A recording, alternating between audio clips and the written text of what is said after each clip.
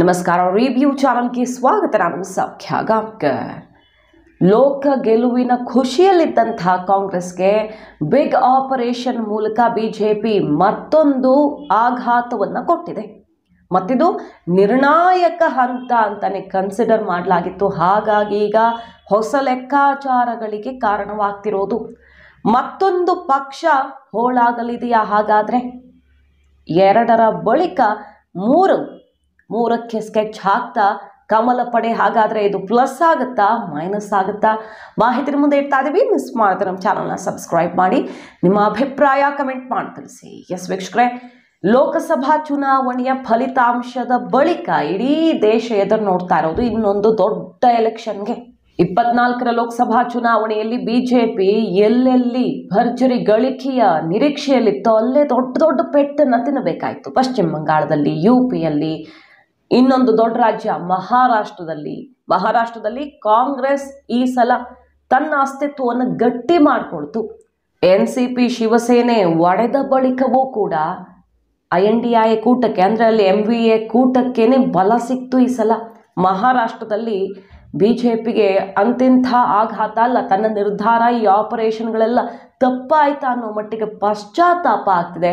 ಅಜಿತ್ ಪವಾರ್ ವಿರುದ್ಧ ದೂರ್ತಾ ಇರೋದು, ಇವ್ರು ನಮ್ಗೆ ಹೊರೆಯಾದರೂ ಮತ್ತೊಂದು ಅಂತೆಲ್ಲ ನೋಡ್ತಾ ಇದ್ದೀವಲ್ಲ ಡೆವಲಪ್ಮೆಂಟ್ಸ್. ಅದರ ಬೆನ್ನಲ್ಲೇ ಈಗ ಆಘಾತಕಾರಿ ಬೆಳವಣಿಗೆ ಕಾಂಗ್ರೆಸ್ಗೆ. ಮತ್ತೊಂದು ಬಿಗ್ ಆಪರೇಷನ್ ಈಗ ಸದ್ದು ಮಾಡ್ತಾ ಇದೆ. NCP ಶಿವಸೇನೆ ಛಿದ್ರವಾದ ಬೆನ್ನಲ್ಲೇ ಕಾಂಗ್ರೆಸ್ ಕೂಡ ಒಡೆಯುತ್ತಾ ಮಹಾರಾಷ್ಟ್ರದಲ್ಲಿ.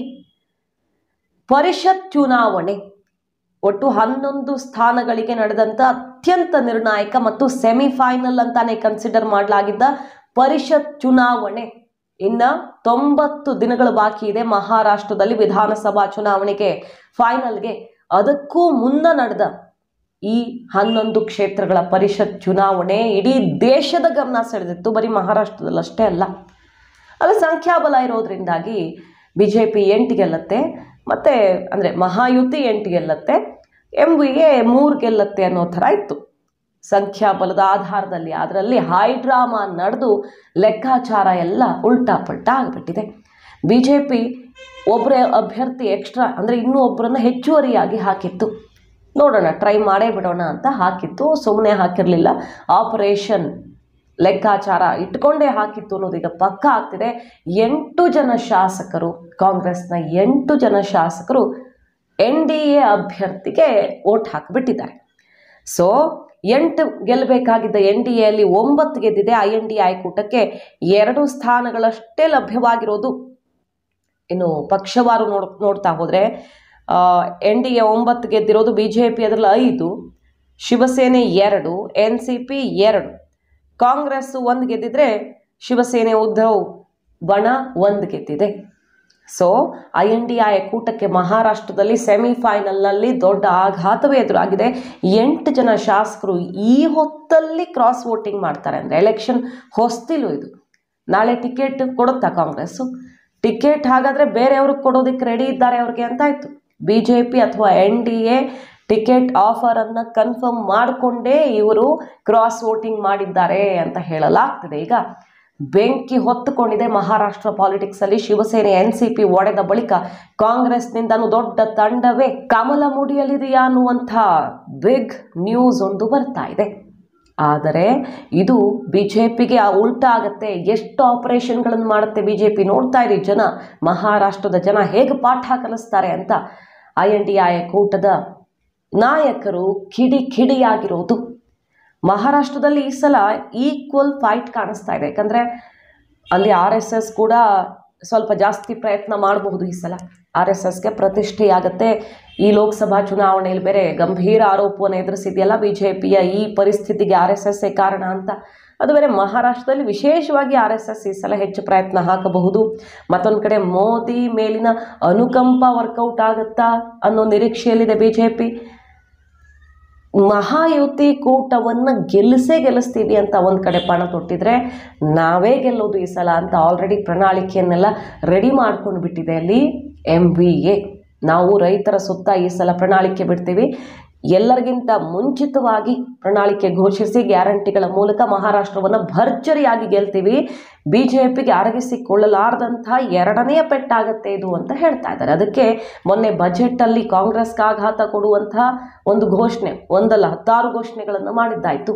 ಗ್ಯಾರಂಟಿಗಳಿಗೆ ಸೆಡ್ಡು ಹೊಡೆಯೋ ಗ್ಯಾರಂಟಿಗಳನ್ನು ಆಲ್ರೆಡಿ ಇಂಪ್ಲಿಮೆಂಟ್ ಮಾಡೋದಕ್ಕೆ ಶುರು ಮಾಡಿಬಿಟ್ಟಿದ್ದಾರೆ. ಅಂದರೆ ಈ ಜುಲೈಯಿಂದಾನೇ ಅಪ್ಲೈ ಆಗುವಂತೆ ತಿಂಗಳಿಗೆ ಮಹಿಳೆಯರಿಗೆ ಇಷ್ಟು ಹಣ ಅಕೌಂಟ್ಗೆ ಹೋಗಿಬೀಳೋ ರೀತಿ, ಗೃಹಲಕ್ಷ್ಮಿ ಥರದಲ್ಲಿ ಮಹಾರಾಷ್ಟ್ರದಲ್ಲಿ ಗ್ಯಾಸ್ ಸಿಲಿಂಡರ್ ಫ್ರೀ, ರೈತರ ಮಕ್ಕಳಿಗೆ ಉಚಿತವಾಗಿ ವಿದ್ಯಾಭ್ಯಾಸ, SC ST ಇನ್ನಿತರ ಹಿಂದುಳಿದ ವರ್ಗಗಳ ಮಕ್ಕಳಿಗೆ ಸೌಲಭ್ಯಗಳು, ಕರೆಂಟು ಉಚಿತವಾಗಿ ಕೊಡುವಂಥ ಯೋಜನೆ, ಒಂದಲ್ಲ ಎರಡಲ್ಲ, ಕರ್ನಾಟಕದ ಗ್ಯಾರಂಟಿ, ತೆಲಂಗಾಣದ ಗ್ಯಾರಂಟಿಗಳನ್ನು ಮೀರಿಸುವ ಗ್ಯಾರಂಟಿಯನ್ನು ಮಹಾರಾಷ್ಟ್ರದಲ್ಲಿ ಆಲ್ರೆಡಿ ಇಂಪ್ಲಿಮೆಂಟ್ ಮಾಡೋದಕ್ಕೆ ಮುಂದಾಗೇ ಬಿಟ್ಟಿದೆ ಅಲ್ಲಿ ಮಹಾಯುತಿ ಸರ್ಕಾರ.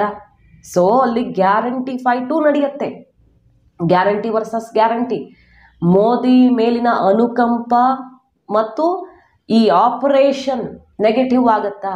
NCP ಶಿವಸೇನೆ, ಉದ್ಧವ್ ಠಾಕ್ರೆ ಬಣ ಮತ್ತು ಶರದ್ ಪವಾರ್ ಬಣಗಳ ಮೇಲಿನ ಅನುಕಂಪ ಯಾವುದು ವರ್ಕೌಟ್ ಆಗುತ್ತೆ ಅನ್ನೋ ಕುತೂಹಲ ಇದೆ. ದೊಡ್ಡ ರಾಜ್ಯ ಬೇರೆ ಇದು, ಅತಿ ದೊಡ್ಡ ವಿಧಾನಸಭಾ ಚುನಾವಣೆ, ಅಂದರೆ ದೇಶದ 2ನೇ ಅತಿ ದೊಡ್ಡ ವಿಧಾನಸಭಾ ಚುನಾವಣೆ ಮಹಾರಾಷ್ಟ್ರದ್ದು. ಇಂತಹ ಅಂದರೆ UP ಬಳಿಕ ಮಹಾರಾಷ್ಟ್ರದ ಎಲೆಕ್ಷನ್ ಅಂದರೆ ಅತ್ಯಂತ ನಿರ್ಣಾಯಕ ರಾಷ್ಟ್ರ ರಾಜಕಾರಣದಲ್ಲಿ. ಈ ಹೊತ್ತಲ್ಲಿ 8 ಜನ ಶಾಸಕರು ಕಾಂಗ್ರೆಸ್ಸಿಗೆ ಕೈ ಕೊಟ್ಟಿದ್ದಾರೆ. ಇನ್ನಷ್ಟು ಬದಲಾವಣೆಗಳು ಏನೋ ಒಂದು ಆಗೋದಿದೆ ಅನ್ನುವ ಸುಳಿವು ಸಿಗ್ತಿದೆ. ಸೊ ಕಾಂಗ್ರೆಸ್ಸನ್ನು ಒಡೆಯಲಾಗತ್ತೆ ಅನ್ನುವ ಮಾತು ಮಹಾರಾಷ್ಟ್ರದಲ್ಲಿ ಆಗಾಗ ಸದ್ದು ಮಾಡಿತ್ತು. ಬರ್ತಾರೆ, ಇಲ್ಲಿಂದಾನೂ ಬರ್ತಾರೆ ಅನ್ನುವ ಸುದ್ದಿಗಳು ಸದ್ದು ಮಾಡಿದ್ವು ಗಾಸಿಪ್ ರೀತಿಯಲ್ಲಿ. ಬಟ್ ಈಗ ಅದು ನಿಜ ಆಗಿದೆ. ಎಲೆಕ್ಷನ್ ಟೈಮಲ್ಲಿ 8 ಜನ ಕ್ರಾಸ್ ವೋಟ್ ಮಾಡಿದ್ದಾರೆ. ಅವರು BJPಯ ಅಥವಾ NDA ಟಿಕೆಟ್ ನಿರೀಕ್ಷೆಯಲ್ಲಿದ್ದಂಗೆ ಕಾಣಿಸ್ತಾ ಇದೆ. ಒಟ್ಟಿನಲ್ಲಿ ಮಹಾರಾಷ್ಟ್ರದ ಜನ ಈ ದೊಂಬರಾಟ ನೋಡಿ ಬೇಸತ್ತು BJPಗೆ ಶಾಕ್ ಕೊಡ್ತಾರೋ ಅಥವಾ ಈ ರಣತಂತ್ರ, ಆಪರೇಷನ್ ರಣತಂತ್ರ ಫಲ ಕೊಡಲಿದೆಯೋ ಕಾದ್ ನೋಡಬೇಕು. ಒಟ್ಟಿನಲ್ಲಿ ಇದು ಮಹಾರಾಷ್ಟ್ರ ಪಾಲಿಟಿಕ್ಸ್ ಅಂತೂ ಅತಿರೇಕ ಅನ್ನೋ ಮಟ್ಟಿಗೆ ಟ್ವಿಸ್ಟ್ ಮೇಲೆ ಟ್ವಿಸ್ಟ್ ಪಡ್ಕೊಡ್ತಿರೋದು. ಮಾಹಿತಿ ನಿಮ್ಗೆ ಇಷ್ಟ ಆಗಿದ್ರೆ ಮಿಸ್ ಮಾಡದೆ ನಮ್ಮ ಚಾನಲ್ನ ಸಬ್ಸ್ಕ್ರೈಬ್ ಮಾಡಿ, ನಿಮ್ಮ ಅಭಿಪ್ರಾಯ ಕಮೆಂಟ್ ಮಾಡಿ ತಿಳಿಸಿ. Thank you.